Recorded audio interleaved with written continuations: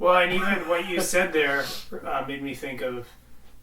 there's obviously removing money or currency as a thing.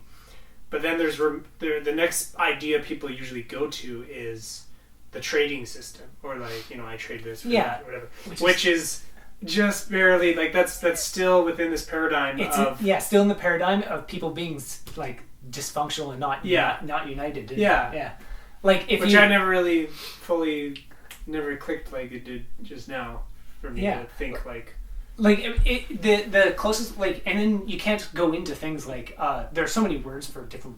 like we've talked about how nihilism is a word for something silly, and like all these other silly words like socialism, communism, like all these other terms for nonsense. It's just like, imagine the world the way it is today, and then everybody on the planet at the same time had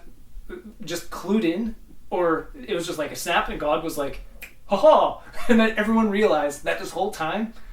every exchange they made of currency, it was all imaginary. All of the money and the currency they were passing around to make things just go to places and people who needed this stuff and wanted this stuff was all imaginary this whole time.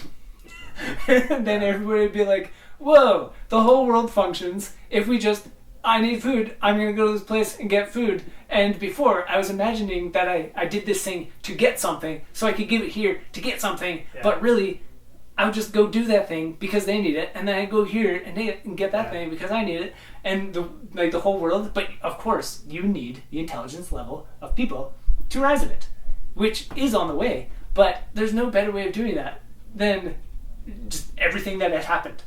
like literally everything in the universe that has ever happened with humanity so far, to get to a point where